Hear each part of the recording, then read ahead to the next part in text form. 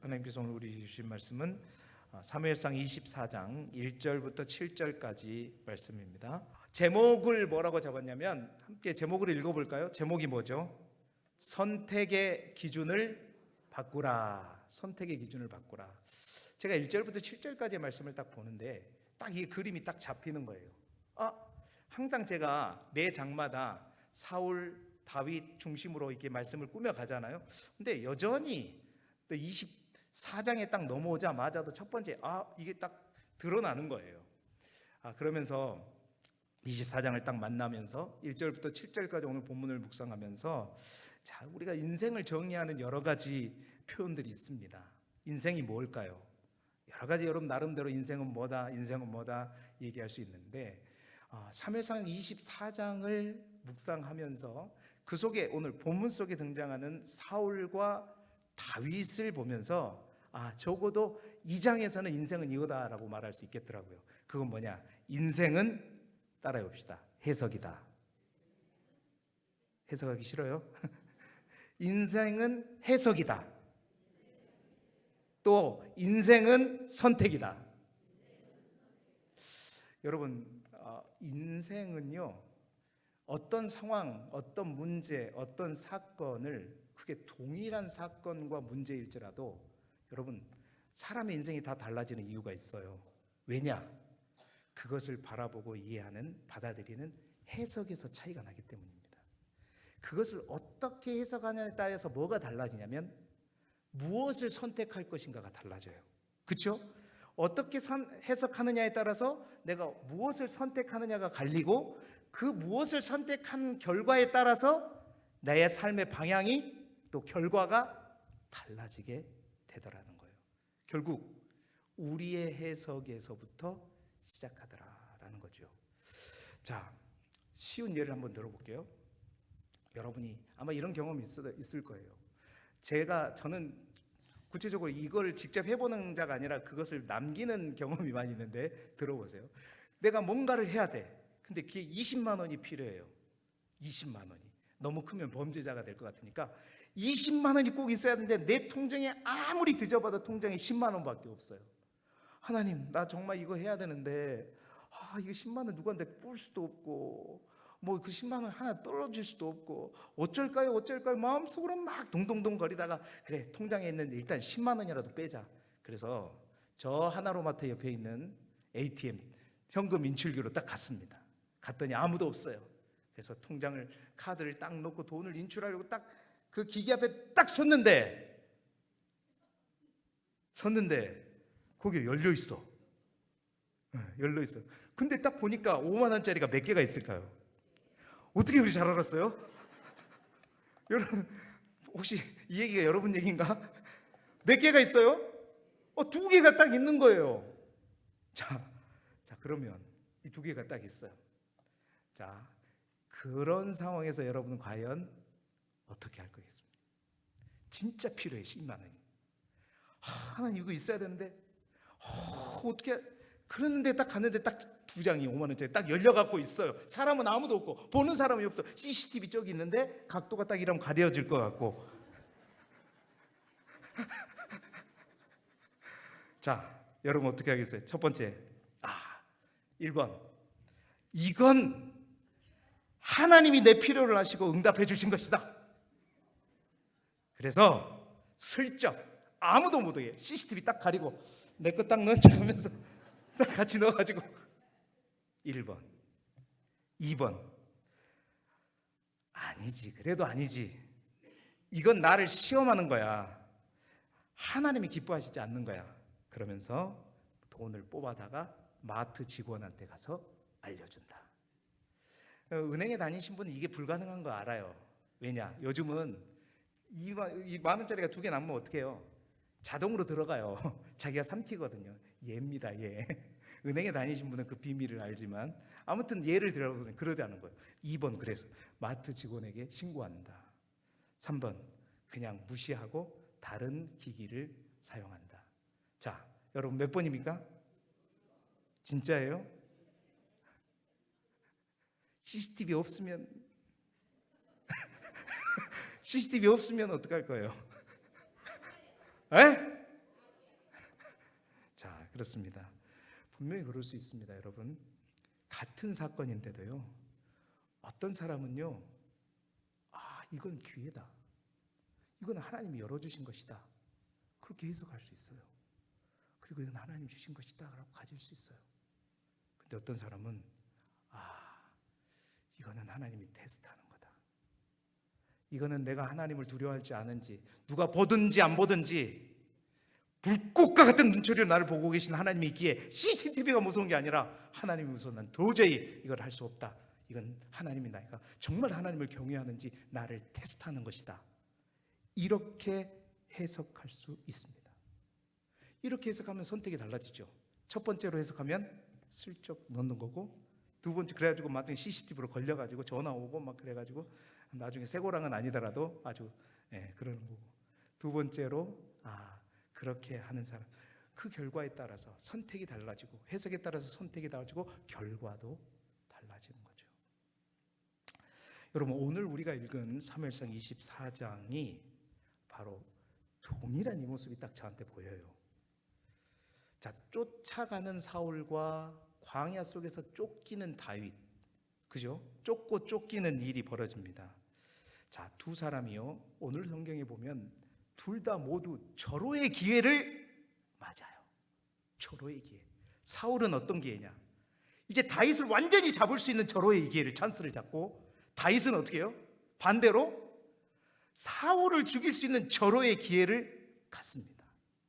자, 그 똑같은 절호의 기회, 자신의 고생들, 자신의 고난들, 괴로움들, 근심, 걱정들을 둘 다 마무리할 수 있는 절호의 기회가 왔어요. 둘 다 어찌됐든 간 하나님과 연결된 사람들이죠. 해석할 수 있어요. 하나님이 드디어 나에게 이 고난의 종점을 찍게 하시는구나. 드디어 하나님이 내가 저 다윗을 그냥 잡아서 이제 끝장내게 하는구나, 이렇게 할 수 있어요. 그런데 두 사람의 해석이 이 절호의 기회라고 하는 이 상황 속에서 달라집니다. 그게 달라지면서 결과가 달라지게 되죠. 오늘 본문 속에서 우리는 어떠한 해석을 할 사람들이고 또 어떠한 기준을 가지고 해석하고 선택해야 될까? 우리 스스로를 다시 한번 돌아보시면서, 혹 내가 지금 다윗처럼 해야 되지는 않겠는가? 혹 내가 사울처럼 해석하고 선택하고 있지는 않는가? 한번 말씀에 비추어서 함께 나누고, 정말 우리의 선택의 기준이 달라지고 새로워지고 온전해지고 분명해지고, 아멘이 계속 약해집니다. 확실해지기를 소망합니다. 자, 상황이 어떤 상황이냐면 23장 마지막에 어떤 게 기억나서, 23장 마지막에 사울이 다윗을 완전히 이제 도간에 든 뒤로 몰아갔잖아요. 이제 막 내가 이쪽으로 가면 이쪽에서 나타나고 해갖고 거의 다 몰았어요. 몰아가지고 다윗이 도간에 든 지의 상황이 있었는데, 하나님이 다윗을 어떻게 구원하셨습니까?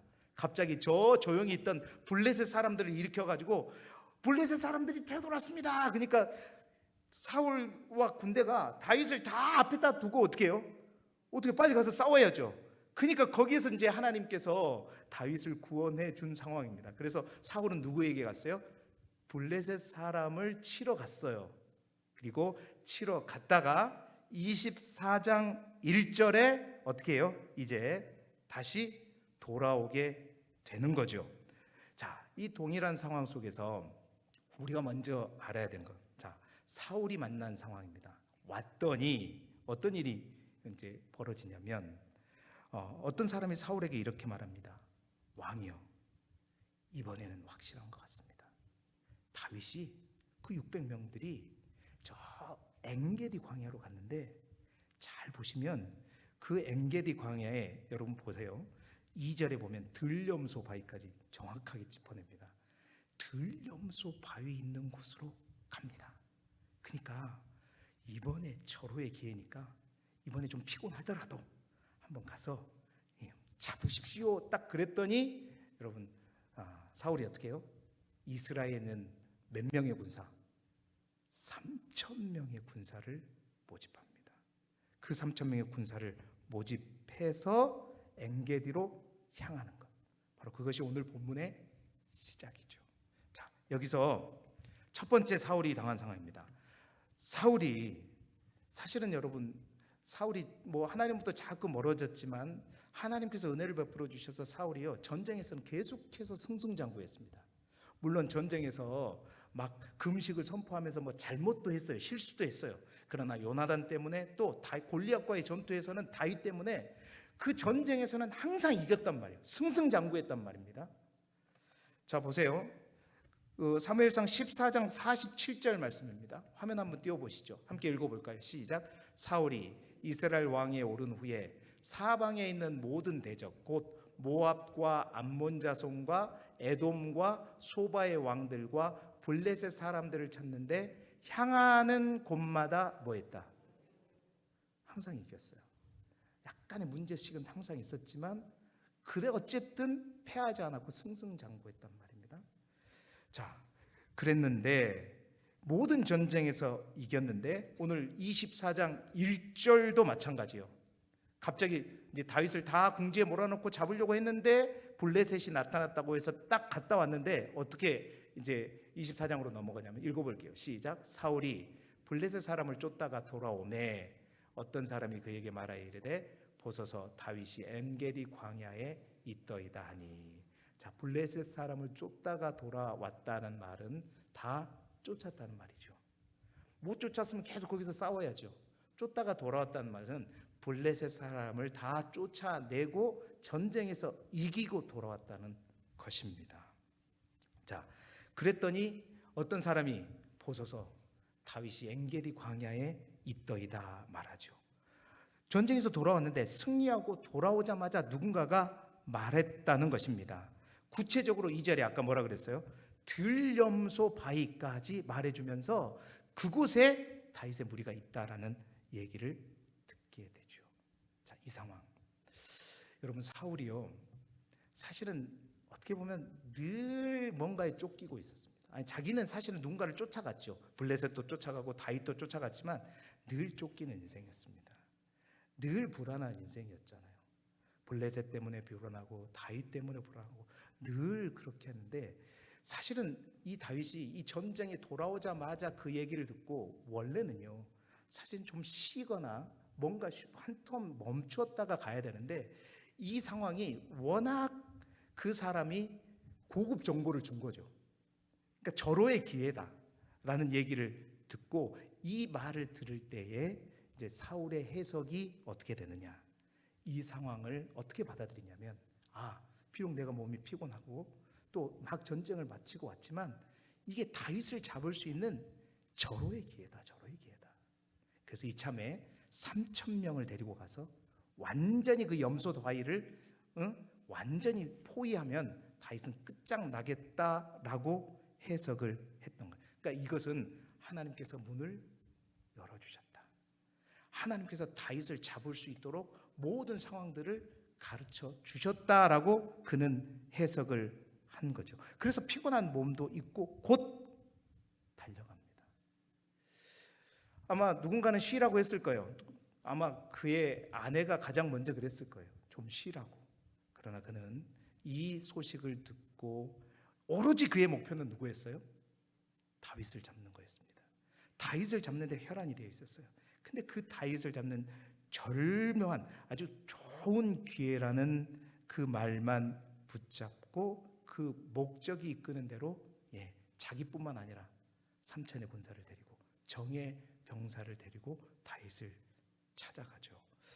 여러분, 하지만 문제는요 사실은 여기에 있습니다. 어떤 일들에 있어서 열린 문이 우리가 닫힌 문이 아니라 열려졌다는 것은 갈 수 있다는 거죠. 열린 문이 항상 하나님의 뜻은 아니다라는 거죠. 아까 제가 소두에 예를 든 그렇죠. 10만 원이 너무 필요해요. 10만 원이 근데 딱 있어요. 그냥 짓기만 짓고 호주머니에 넣기만 내면 돼요. 열려 있죠. 근데 그 열렸다고 해서 그것이 다 하나님이 기뻐하시는 일은 아닌 거죠. 근데 그 해석 앞에 사울은 어떻게 했다? 열린 문이 곧 하나님의 뜻이라고 생각했던 거죠. 그래서 자기의 피곤함, 병사들의 피곤함 그런 거 다 무시하고 3천을 이끌고 곧바로 다윗을 생포하러 갔던 것입니다. 여러분, 그렇습니다. 문이 열렸다고 해서 무조건 들어가는 것, 그게 맞지 않다라는 거죠.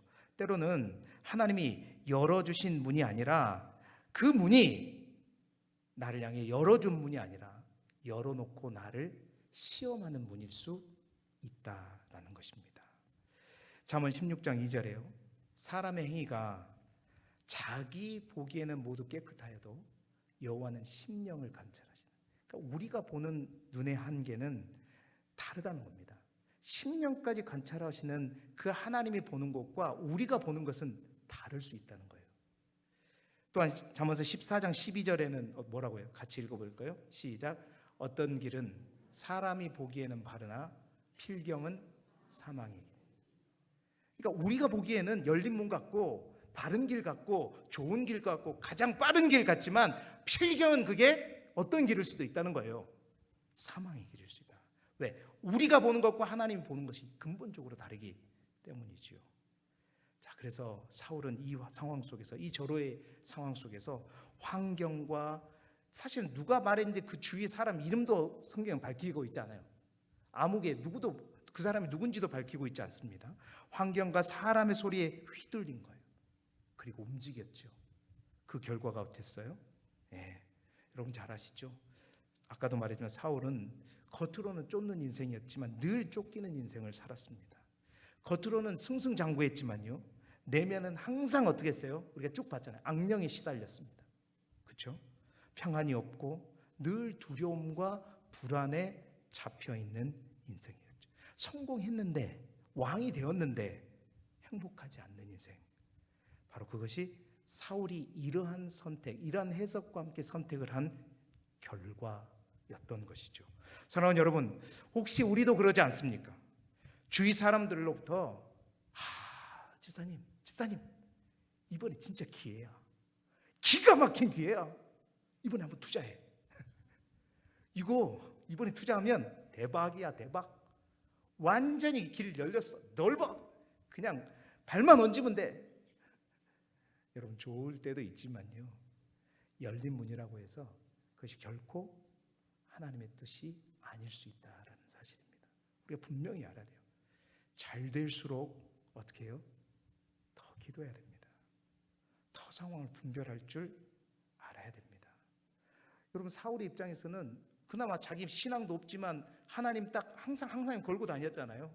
하나님이 나에게 다윗을 생포하라고 열어주셨다. 그렇게 해석하고 가면은 자기는 가장 믿음이 좋은 사람이 되고 하나님 뜻대로 순종하는 사람이 돼버리는 거예요.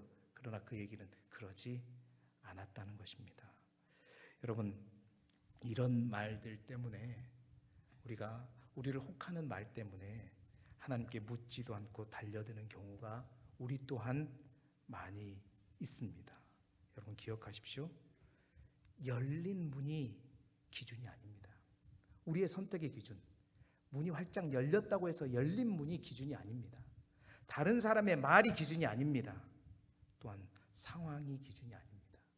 그렇다면 무엇이 기준입니까?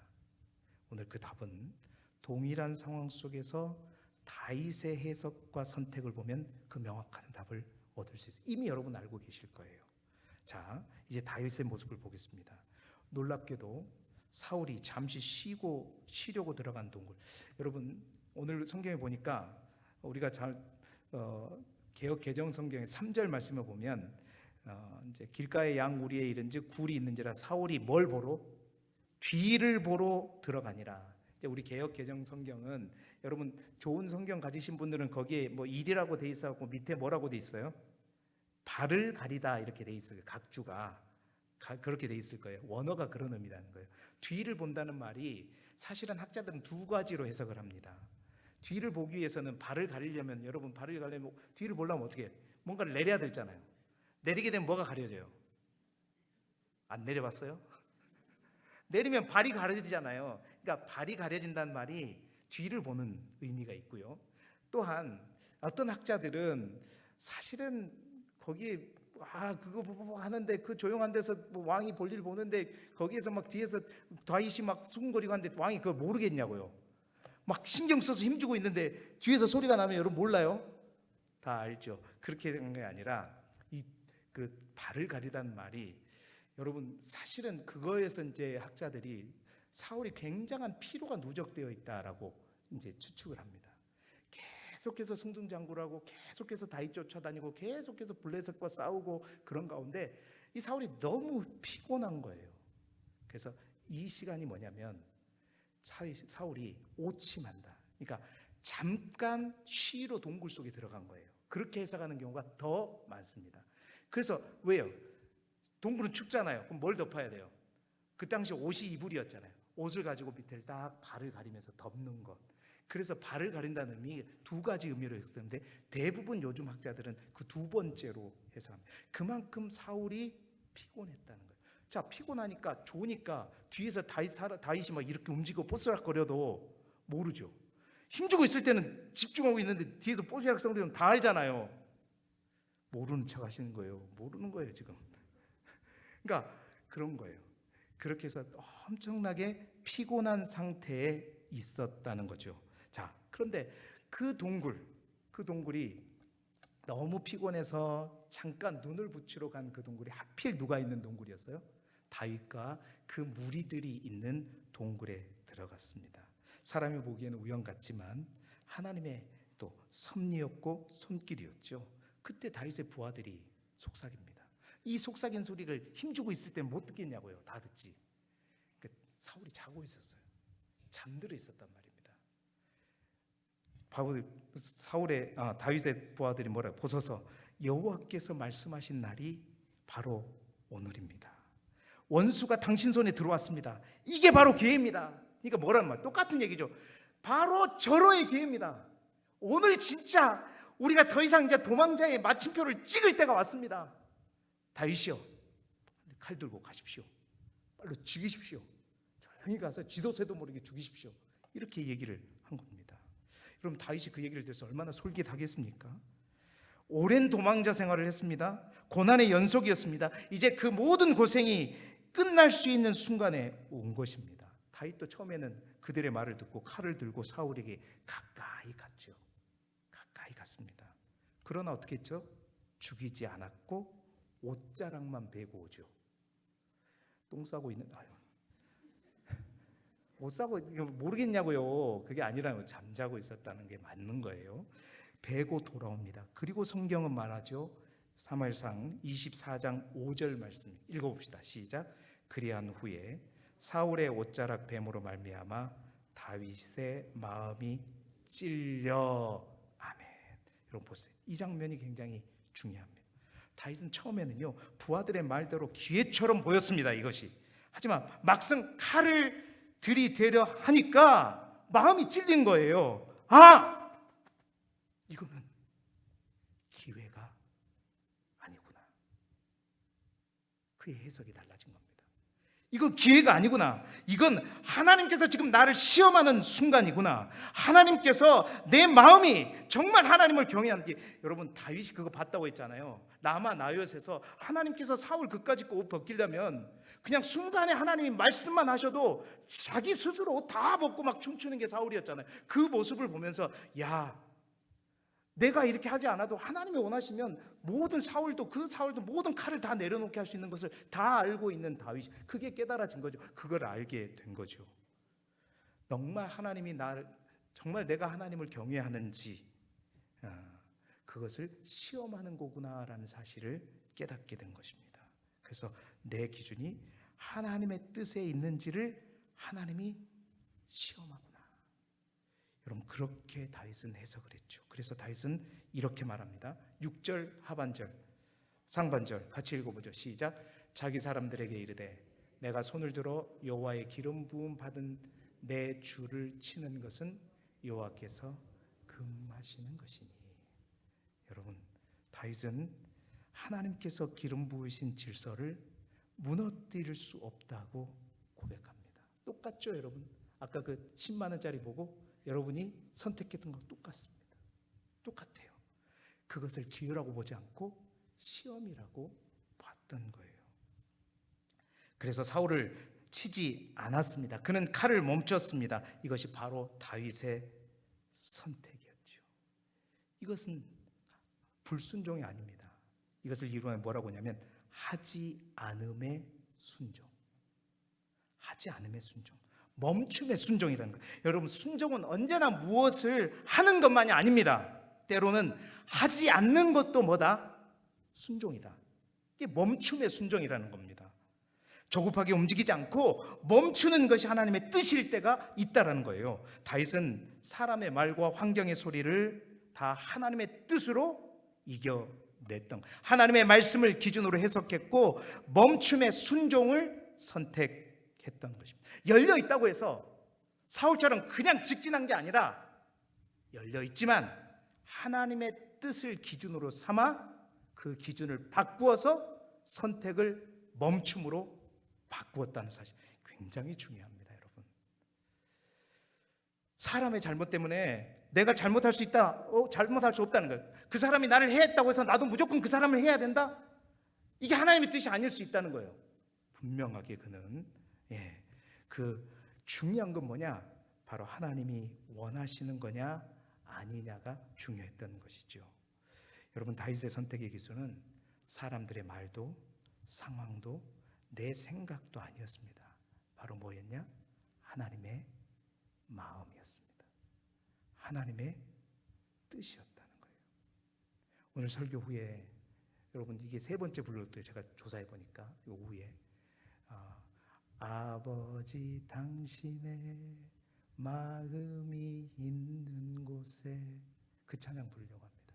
하나님 아버지의 마음, 자신의 마음과 해석과 선택의 기준을 다름 아닌 하나님 아버지의 뜻, 하나님 아버지의 마음에 두는 것이었습니다. 여러분, 우리 또한 그 하나님의 마음이 우리의 선택의 기준이 되기를 주님의 이름으로 축원합니다. 여러분, 우리 예수님도 그랬어요. 예수님은 하나님이십니다. 그런데 그 예수님도 베드로전서 2장 23절에 보면 욕을 당하시되 맞대어 욕하지 않으시고 고난을 당하시되 위협하지 아니하시고 오직 공의로 심판하시는 이에게 부탁하셨다. 여러분, 오직 공의로 심판하시는 이가 누구예요? 하나님께 부탁하셨다라는 겁니다. 예수님도 하나님께 부탁하셨습니다. 사랑하는 성도 여러분, 그렇습니다. 다윗은 이 상황을 어떤 횡재의 기회로 보지 않았습니다.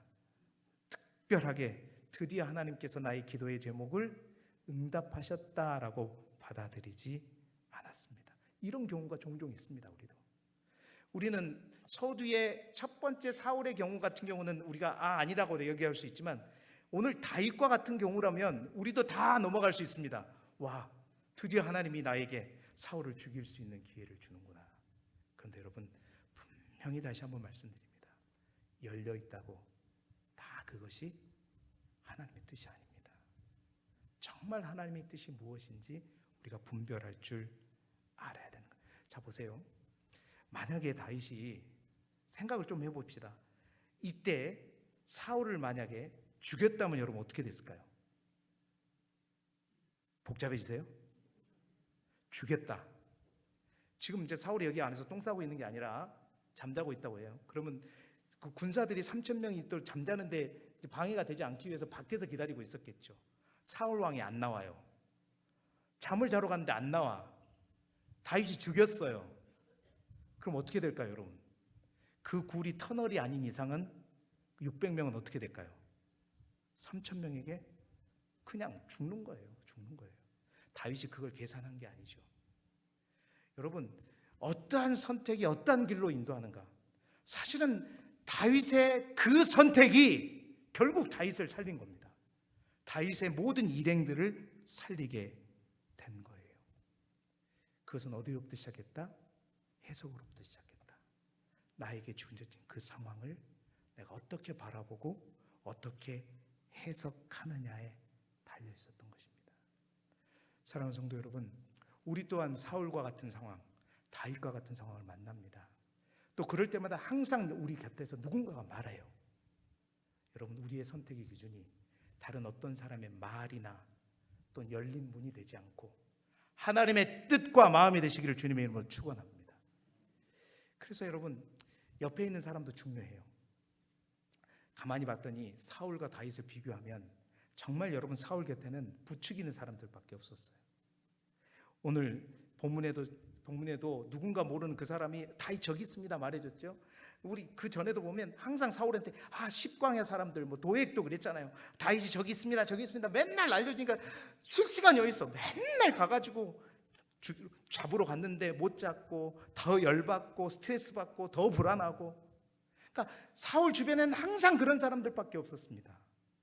여러분, 만약에 사울 주변에 단 한 사람이라도 다윗을 잡으려다가 당신이 먼저 쓰러질 것 같다, 당신이 쉼 없는 삶이 정말 안타깝다 얘기해 준 사람이 단 한 사람도 없었다는 겁니다.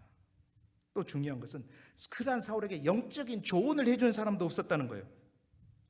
사울 왕이시여, 지금까지 다윗을 쫓아갔는데 못 잡지 않았냐고, 당신이 하나님을 그게 왜 그런지 아냐고, 당신이 하나님을 놓친 게 문제라고, 당신이 하나님 앞에 돌아오지 않는 한 절대 아무리 좁은 곳에서도 다윗은 잡을 수 없고 잡아도 행복하지 않다고 그렇게 영적으로 조언해 줄 사람이 사울 곁에는 아무도 없었다는 겁니다. 여러분, 다음 장에 우리가 읽어보면 사무엘이 죽습니다. 사무엘이 멀리 있는 게 아니에요. 지척이 있습니다.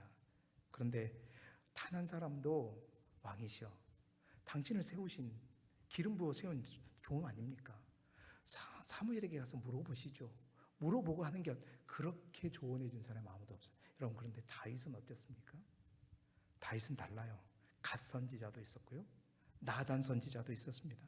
얼마 전에는 요나단까지 와가지고 여호와를 힘있게 의지하도록 다윗에게 힘을 주고 갔습니다. 용기를 주고 갔어요. 나중에 정욕에 사로잡힐 때 어떻게 했습니까? 나단 선지자가 찾아오죠. 그래서 다윗을 깨닫게 하잖아요. 근데 사울은 아무도 없었던 것입니다. 여러분, 마지막으로 우리 주변을 한 번 더 돌아볼 수 있었으면 좋겠습니다. 정말 나를 부추기는 사람이 아니라 하나님이 없는 한 당신의 인생은 망할 수 있다, 그런 영적인 조언을 해줄 수 있는 사람이 내 곁에는 있는가? 항상 박수 쳐주고 항상 잘한다 잘한다 해주는 사람만 여러분 곁에 있다면 여러분의 인생이 사울이 될 수도 있습니다. 여러분, 우리의 사명이 뭘까요? 하나님께서 우리를, 예수 그리스도를 믿게 하고 이 땅에 남겨준 이유가 뭘까요? 오늘 오전에 말씀드린 것처럼 우리 안에 풍성함을 주신 이유가 뭘까요? 바로 사울과 같은 사람, 하나님을 무시하고 다른 사람들과 말과 환경에 또 자기 나름대로 해석을 가지고 마음대로 살아가는 사람을 향해 조언해 주도록, 당신 그렇게 살면 정말 당신 인생이 망할 수 있다, 하나님 없는 인생은 망할 수 있다고, 반드시 하나님 믿어야 된다고 그렇게 말해 주라고 우리를 이 땅에 보내신 것 아니겠습니까? 사랑하는 성도 여러분, 오늘 말씀이 우리에게 귀한 깨달음이 있기를 소망합니다. 어떤 상황 속에서도 내 선택의 기준, 내 해석의 기준이 무엇인지를 잘 보시고, 여러분, 우리의 선택의 기준을 하나님의 말씀과 하나님의 마음에 두고 정말 내 곁에 사람을 두어야 된다면 나로 하여금 하나님을 기억하게 한 사람, 나로 하여금 정말 하나님이 기억나게 나에게 말해주는 그런 사람 없으면 찾아가십시오. 그리고 여러분 또한 그런 사람이 되십시오. 그리고 또한 여러분도 오늘 다윗처럼 옆에 있는 부하의 말을 듣고 사울을 죽이러 갔다가 다윗이 깨닫고 마음에 찔려 칼을 내려놓듯이, 혹 여러분들도 지금 칼을 들고 있는 상태라면 지금 내가 내려놓아야 할 칼은 없는지 한번 살펴보시고, 정말 오늘 말씀과 함께 도전 받으셔서 오늘 찬양을 부르시면서 하나님, 내 인생의 모든 결정의 기준이 하나님 아버지의 마음이 되기를 원합니다. 오늘 이 찬양 부르면서 마지막 함께 기도하고 마무리하도록 하겠습니다. 잘 하시는 찬송입니다. 하나님, 아버지의 마음이 있는 곳에 내 마음이 있기를 원하고, 정말 아버지의 눈물이 고인 곳에 내 눈물이 있기를 원하는 그 마음으로 오늘 이 이 찬양 부르면서 주님 앞에 나아가도록 하겠습니다. 아버지, 당신의 마음이 있는 곳에 나의 마음이 있기를 원해요. 아버지, 당신의 눈물이 고인 곳에 나의 눈물이 고이길 원해요. 아버지, 당신이 바라보는 영혼에게 나의 두 눈이 향하길 원해요. 아버지, 당신이 울고 있는 어두운 땅에 나의 두 발이 향하길 원해요. 나의 마음이 아버지의 마음 알아. 내 모든 뜻 아버지의 뜻이 될 수 있기를 나의 온몸이 아버지의 마음 알아. 내 모든 삶 당신의 삶 되길. 우리 다 같이 다시 한번 부르십시다. 아버지, 당신, 아버지, 당신의 마음이 있는 곳에 나의 마음이 있기를 원해요. 아멘. 아버지, 당신의 눈물이 고인 곳에 나의 눈물이 고이길 원해요. 아버지, 당신이 바라보는 영혼에게 나의 두 눈이 향하길 원해요. 아버지, 당신이 울고 있는 어두운 땅에 나의 두 발이 향하길 원해요. 나의 마음이 아버지의 마음 알아.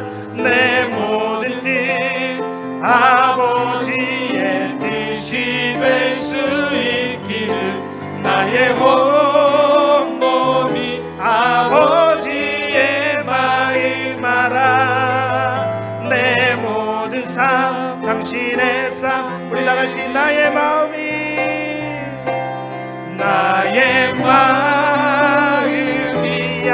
아버지의 마음 알아.